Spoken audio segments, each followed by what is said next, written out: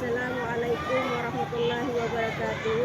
Yang terhormat Bapak Ibu dosen pembimbing dan teman-teman sekalian, saya Erianti, peserta program pendidikan profesi guru pendidikan agama Islam BEK 1 tahun 2024 LPTK UIN Antasari Banjarmasin. Saya akan mempraktekkan video pembelajaran bab 1 menyayangi anak yatim surah Al-Maun.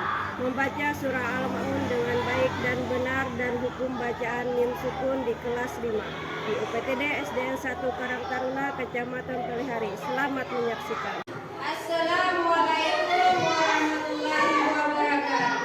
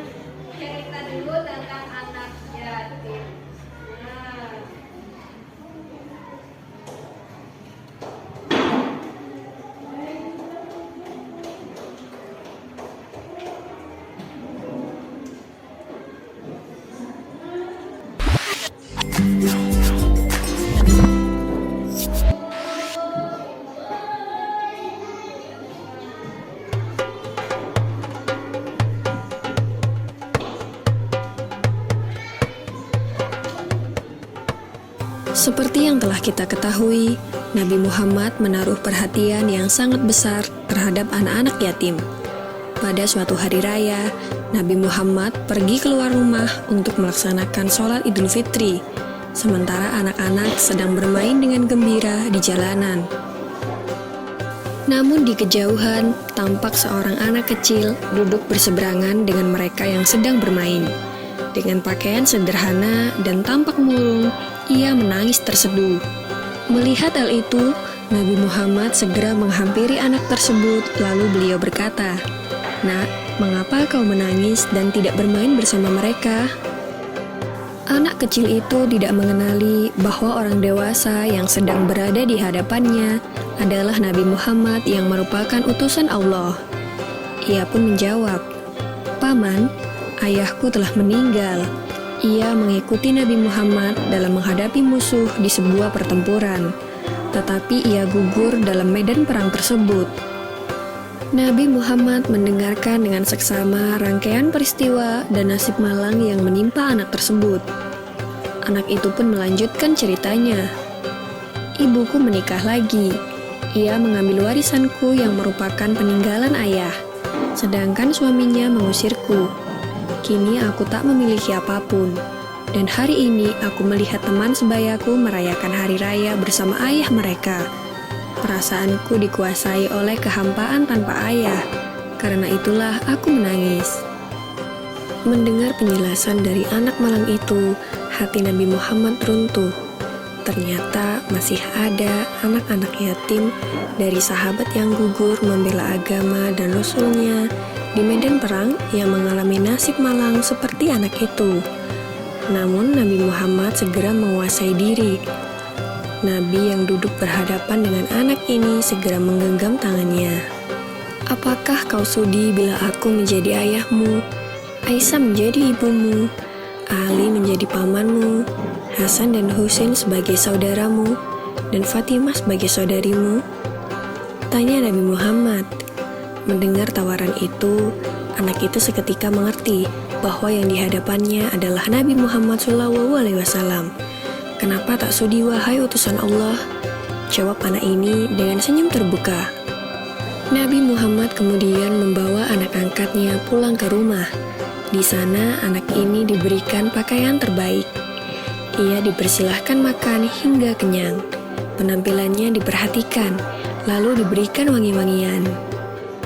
Setelah selesai, ia pun keluar dari rumah Nabi Muhammad dengan senyum dan wajah bahagia. Melihat penampilannya yang sudah berbeda, para sahabatnya yang semula sedang bermain bersama mulai bertanya, "Sebelum ini kau menangis, tapi kini kau tampak sangat gembira." "Benar sahabatku, tadinya aku lapar, tetapi lihatlah, sekarang tidak lagi. Aku sudah kenyang. Dulunya aku memang tidak berpakaian bagus, tetapi kini lihatlah, sekarang aku mengenakan pakaian bagus. Dulu memang aku ini yatim, tetapi sekarang aku memiliki keluarga yang sangat perhatian. Nabi Muhammad ayahku, Aisyah ibuku, Ali pamanku, Hasan dan Husain saudaraku, dan Fatimah saudariku. Bagaimana aku tidak bahagia?" Mendengar cerita sahabatnya, mereka tampak menginginkan nasib serupa. Sampai salah satu dari mereka berkata, "Coba saja ayah kita juga gugur pada peperangan itu, sehingga kita juga diangkat sebagai anak oleh Nabi Muhammad." Lalu waktu terus berjalan, usia semakin bertambah, kebahagiaan anak ini pun lenyap ketika selang beberapa tahun setelah itu, Nabi Muhammad meninggal dunia. Meratapi kepergian ayah angkatnya yang paling mulia, ia keluar rumah dan bersedih. "Sungguh menyedihkan, kini aku kembali terasing. Aku bukan siapa-siapa lagi. Aku kini menjadi yatim yang kesepian," katanya sambil menangis sedih. Sayyidina Abu Bakar Asy-Syiddiq yang menyaksikan anak ini segera memeluknya. Sayyidina Abu Bakar kemudian mengambil alih pengasuhannya. Wallahu alam. Semoga kisah ini dapat mempertebal iman kita dan semakin percaya terhadap kebesaran dan kuasa Allah Subhanahu wa Ta'ala. Amin ya Rabbal 'Alamin.